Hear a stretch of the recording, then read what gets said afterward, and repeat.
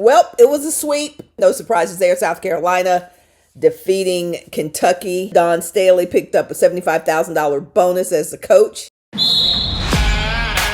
Turn that volume up. You know you want it. It's time for Women's Basketball TV. With former NCAA champion, WNBA champion, business mogul, and national TV personality. Let's get it.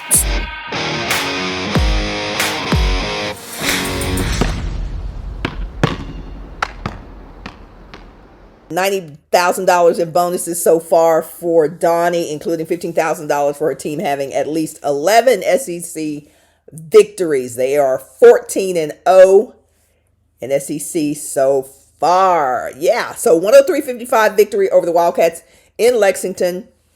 Very impressive. Camila Cardoso missed her second straight game. It was their fourth highest scoring outing of the campaign, with 6 players finishing in double figures, including Bree Hall with a game high of 18. The explosion was efficient. They shot 64.4% from the field, 66.7% from the 3-point line, and 90% from the charity line. And yeah, 6 players scored in double figures. South Carolina women's basketball team reached 100-point mark for the 6th time this season. And again, as I mentioned, beat Kentucky 103-55 at Rupp Arena in Lexington, Kentucky. Now, the win Sunday gave the Gamecocks, who are, of course, number 1 in the country, have been for most of the season, 27-0 on the season, 14-0 in the conference, gave them the regular season title outright. And clinched their share of Thursday against Alabama.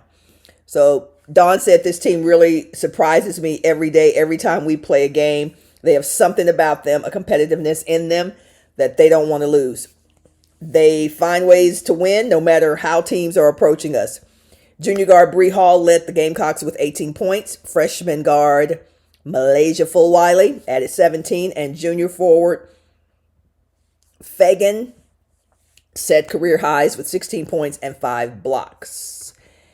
Yeah, Dawn likes to talk about how things get done in practice and has been really impressed and pleased with how her team has maintained their practice discipline over the month of February, heading into obviously going to be the conference tournament soon, and then ultimately the NCAA tournament, 68-team NCAA tournament.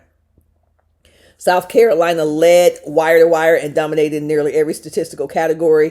He had a 32-10 advantage in points off turnovers, total 17 fast break points, and blocked 10 shots. They are getting it done, not just from starting 5 standpoint. Obviously, you can't be undefeated in a league like the SEC and play the schedule that Dawn's team plays and not have a bench, a bench as well. So there is that. Hey, it's Fran Harris, the author of Houston by Morning, the first novel set in the world of the WNBA. It's about an amazing WNBA rookie, her sometimes shady agent, her coach, and yes, the rising broadcaster who's covering the league. Pick it up right now on Amazon.com, whether you want the ebook, the paperback, the hardcover, or even Audible. Just pick it up right now, Houston by Morning, and let me know what you think about it. And now back to the show. Head coach of Kentucky, Coach Kyra Elie, had this to say about the number 1 team in the nation. Well, they are number 1 for a reason. They are talented. They have a lot of depth, and their ability to score inside and outside is what makes them the number 1 team in the country. Her thoughts on the mindset for today's game. Our mindset was, well, obviously we didn't have a great showing in Columbia when we played them there, and we were really disappointed and embarrassed about that, proving to ourselves that we had more. They did not get our best in Columbia, and we needed to come here today and fight and compete and be willing to lay it all out on the line. So that was our mindset today. On the post-game message to the team, Kyra says, I did not like our defensive intensity. I thought from the get-go we were flat defensively, which made us press offensively, and how we needed to take care of the ball. We were going to have to do that in these upcoming games. Today we had 19 turnovers and gave up 32 points. So the message is to control what we can control. We can control our defensive intensity, making the right leads, making the right reads, and we will have a short-term memory about this one and get ready for our next one.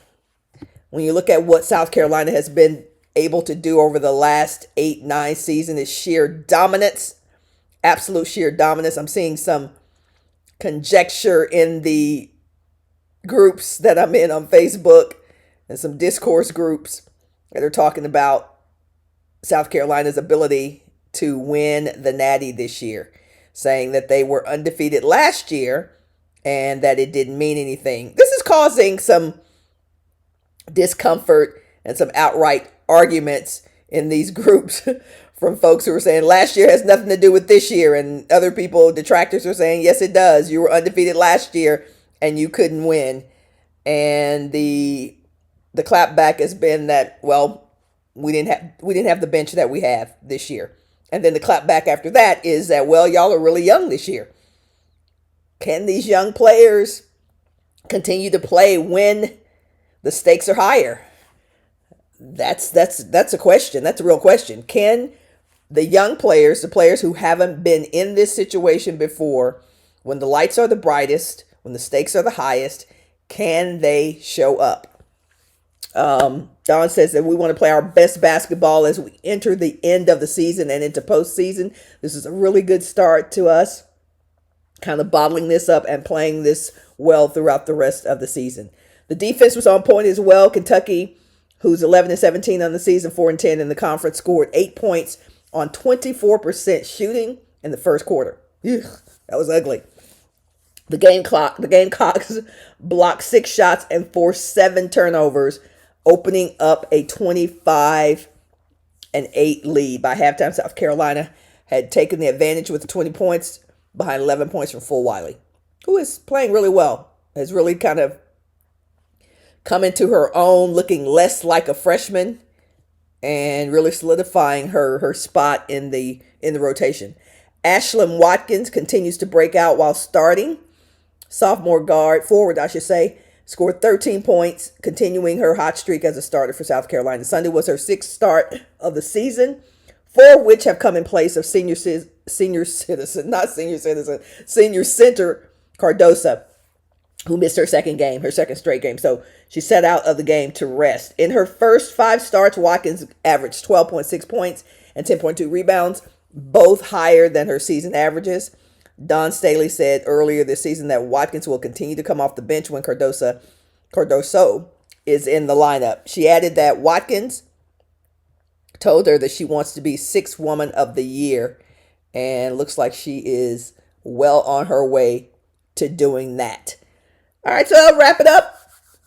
South Carolina looking like most people thought South Carolina was going to look.